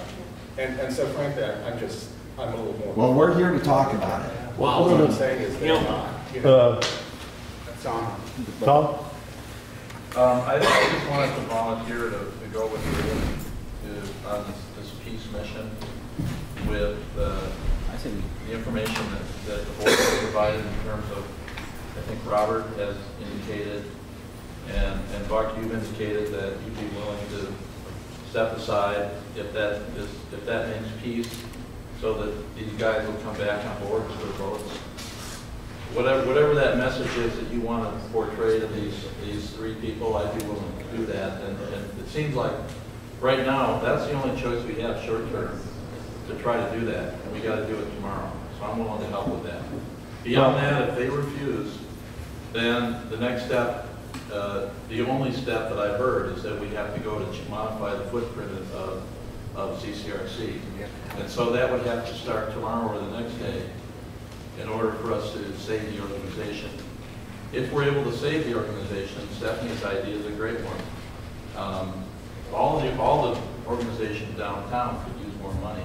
Main Street Program, Chamber of Commerce, CCRC, and in this new budgeting process, we all have an opportunity to be a part of that. You know, the Main Street Program was virtually destroyed by Dennis Brinson 3-4 years ago. Now he's trying to do that at CCRC. But I think, Tom, I'd be willing to join David and to try to make this, try to see if we can make peace with this other group. I appreciate that. You know, it's Dennis Brinson that's making the bylaws restrictive to have people come on to the board. You know, I understand from a perception standpoint, but, you know, there's property owners in the audience right now, and they're not trying to jump into John Dooley's seat either.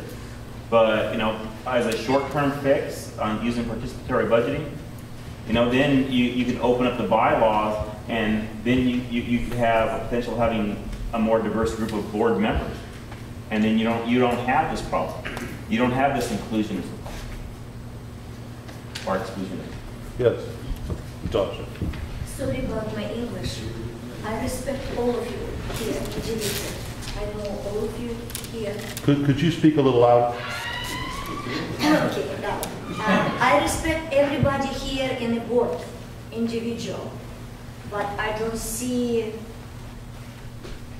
actually I see all of you connect. Very powerful new company, the powerful. Too much powerful for better like me, have business in Vallejo, just sit down and just shut up.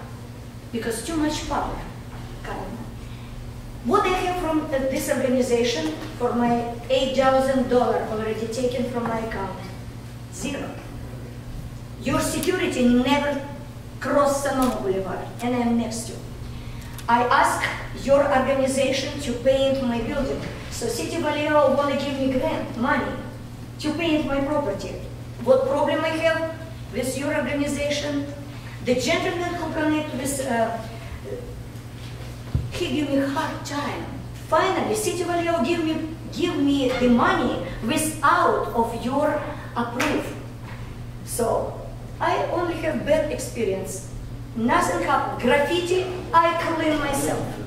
Security, if I have event, I have security in a parking lot and around my building. Video cameras, can you believe how much video cameras I put for $8,000 was taken from me? Believe me, a lot, all around my building. So if I can go somehow out of this organization, please let me go. I have house in downtown Vallejo, here in Sonoma Boulevard, and I have huge big property. $800 a year from Dance Unlimited is a big money. Let me open more classes for community, for children, for $2–3 what they pay to me. Just respect my business and my money. I don't have money. And now I need pay for GVRD, next tax, and GVRD and Dance Unlimited do same job. So I need pay for GVRD. Hello, what is going on here in Vallejo? I'm very, very sorry. I respect your organization. I cannot afford. So let me out. Natasha? Yes. The other night, we had a discussion, and you brought this situation up about security. One of the reasons that we added people so that we could have the different hours. And I told you, If I have my $800 me back, I have money for my security. Okay. I mean, you've made your decision, but I told you that that was one of the reasons we increased the security money so we could provide security for you. There were 3 places that asked for additional security. You were one, Mike Thompson's place was another, and Mr. Ingersoll's was another. So I come from a country where communism party and government decide everything, whatever we do. So now I come to United States of America to decide what I need to do for my business. And now one more. If we're talking about downtown Vallejo, so you as the president of big organization of downtown Vallejo, you as the owner of most of the 90% of empty buildings. So what we're talking about, if you don't take care of your properties, how you take care for whole downtown Vallejo? This was my point. I'm very, very sorry. Some woman from Ukraine just asked you.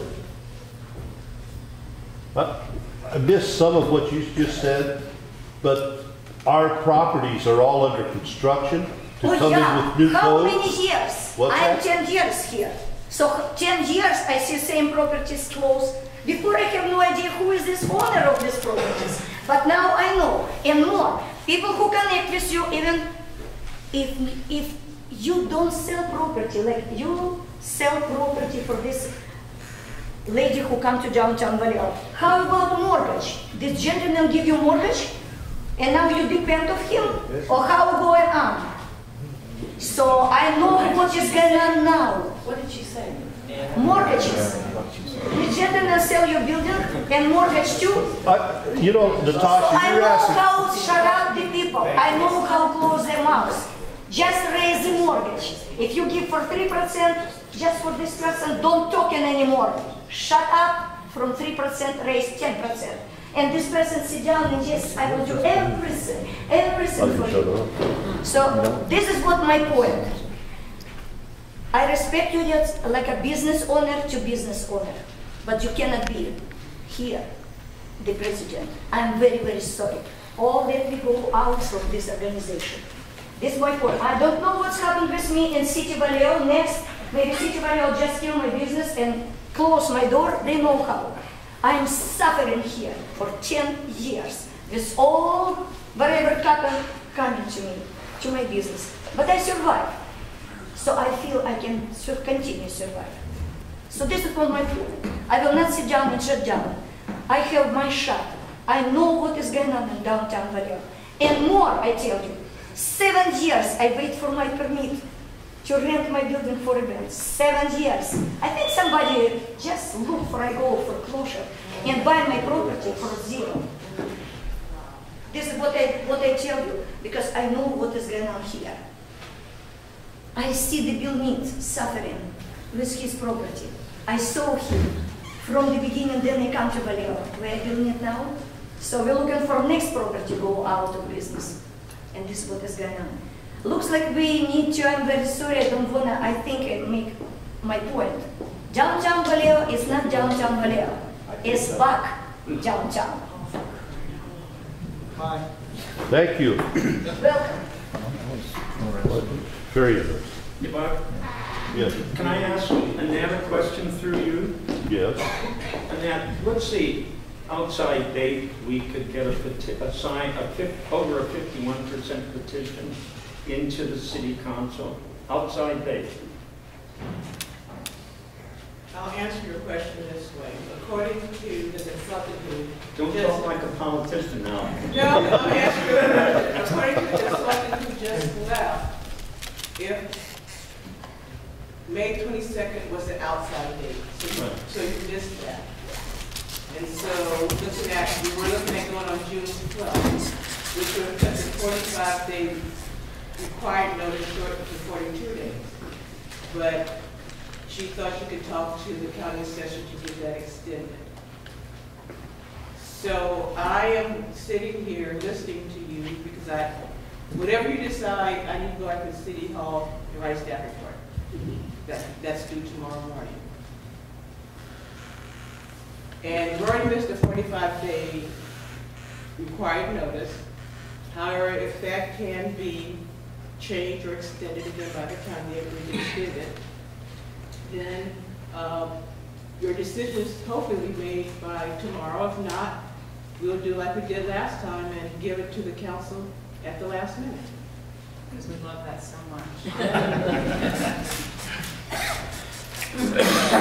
Maybe, are there any other, yes? Yeah, actually, in the situation that the PBID does not move forward, what are the consequences? I don't think I'm... The consequence is that we will run out of money.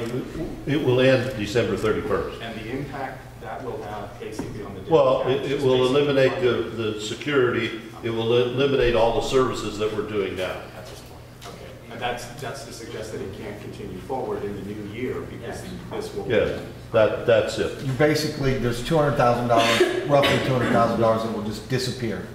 And you will see it downtown. Well, let's go to, anybody else have any discussion, any other further input? Annette, I don't know whether I want to call on you. I just want to make a point. If in fact you do not go forward now, and you choose to, let's say, eliminate 201 Main Street, as was done 5 years ago, you can start the recirculation. It will be more expensive, more time consuming, but you can bring the PBID back. You'll miss perhaps a year, but you can redo that if in fact downtown properties owners want the PBID. It can be done. Okay, thank you. I believe we can bring it back to the board to 3 different conclusions now that we seem to have.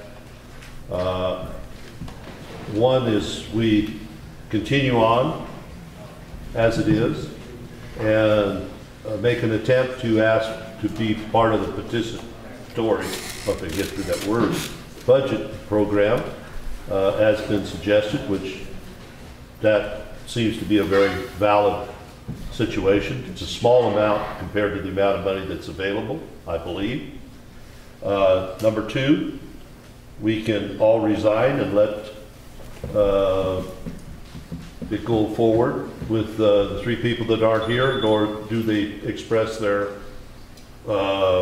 plans or ideas or whatever they're thinking. Or 3, that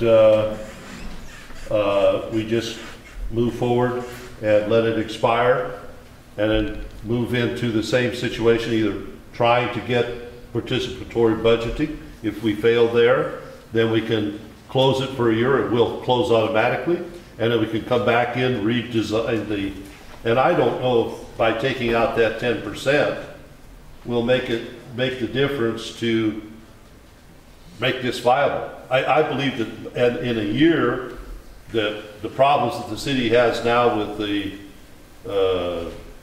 various problems of the non-notification of the union, that will be over, that the police budget will be in place, that hopefully we have more policemen. Am I correct in that, Stephanie? We all hope, definitely. What's that? We all hope that, yes.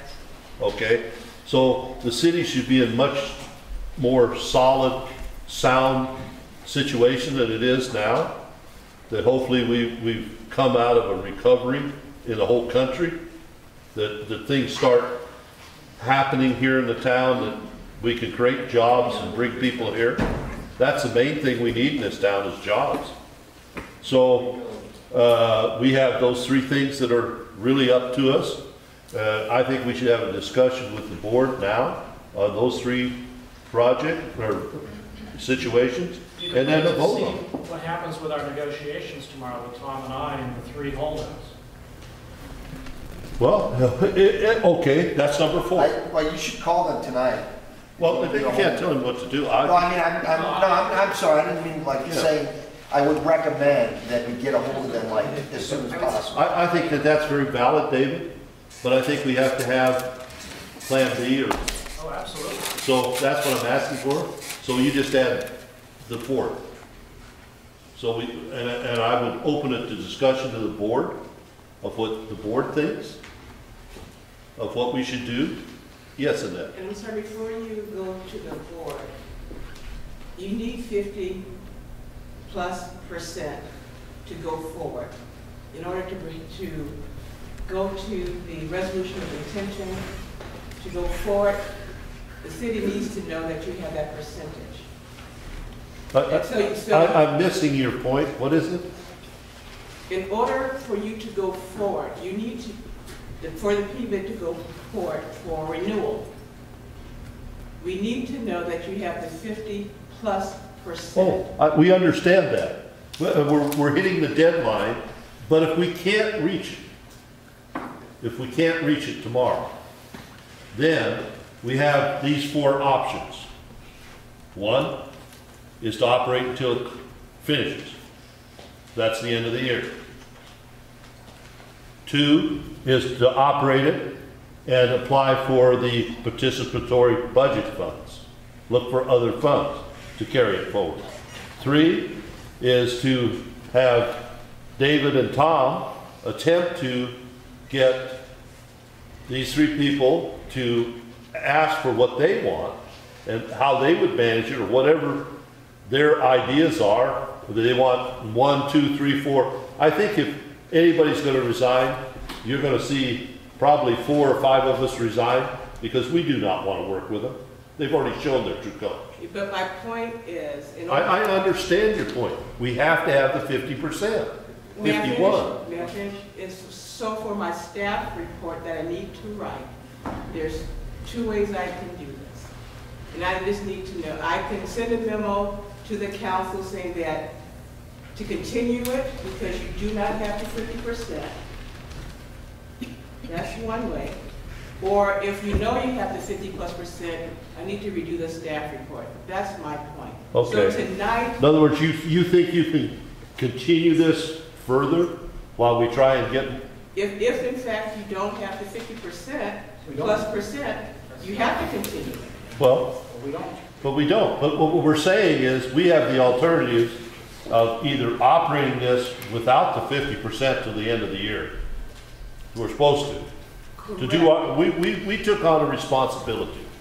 All the people here took on a responsibility to do the things that CCR is supposed to do. So we can finish it out, we don't have it, and it ends.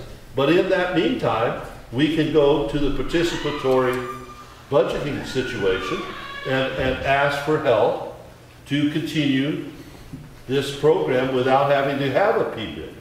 So what I'm going to do when I leave here tonight is draft a memo to the council to say that you have not reached your 50% and you want to continue.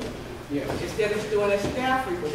I just need letting you know any clarification, because right now we cannot go forward with a resolution of intention because of, and to set the public hearing because you have not met all the qualifications. So there will be a memo saying. You're just filing an extension. All we're doing is we just We're need going yes. we're going for more time. I agree. Right. Is that's understood? Yeah. Okay. Yeah, that's what she needs to do. Yeah. We just need an extension. Yes. You want to I work? wanted to speak. Huh? I wanted to speak. Oh, Yeah, go ahead. okay, go ahead, Jeff. I would like to make a motion that we continue on with the CCRC and apply to the participatory budgeting committee. That we also move forward with trying to form the PBID. If it expires, it expires. That we see what happens with the 3 holdouts, and that we do not all resign from the board. That is my motion. Okay, any comment? Any other conditions? Is this based on getting them rescinded from the PBID, from the? No, right now we're just going forward. We're just gonna go forward and see what best we can do. I agree. Yeah. I think that's the best. With the extension, trying to get more, between David and Tom, they're going to try and see what the other 3 people want, what their demands are, or so forth, and that we're also going to enter into negotiations or whatever it's called, asking for participatory budgeting, and that if we continue on without any resignations at this time. And that if the city Is that a puts... motion? Yes. It's a motion? Okay. Any comments? from any other board members? I will second. All right. All those in favor? Aye. Opposed? None. So it's carried that we will move forward. Annette, you understand what we did. I guess Stephanie understands what we did. And what's that? We understand. Well, we understand what we did. So thank you all for being here. Thank you, both of you, for the suggestion, which could save this or make it continue on to some other, whatever else it has to do. So maybe there could, within a year or two, there may not be any need for any of this. That would be hopeful on probably all of our parts. No, we go to see. Okay, well, thank all of you for being here. Thank you all for your comments. Tom, we didn't hear from you. Thank you all very much.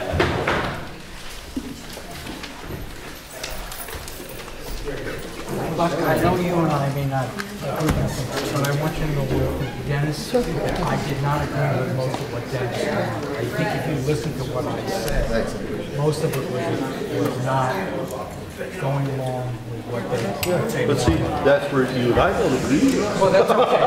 That's okay. I totally understand. Yeah. And that's what it's all about. Yeah, but I feel passionately about it, but also I can respect it fully your views. Hey, we're trying to do something better, and better is for everybody.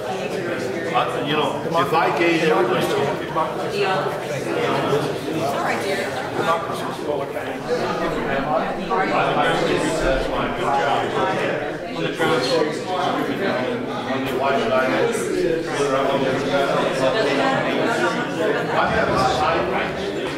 I've heard about it, but I haven't signed it. But you haven't put one on anyone else, because that's what you're saying.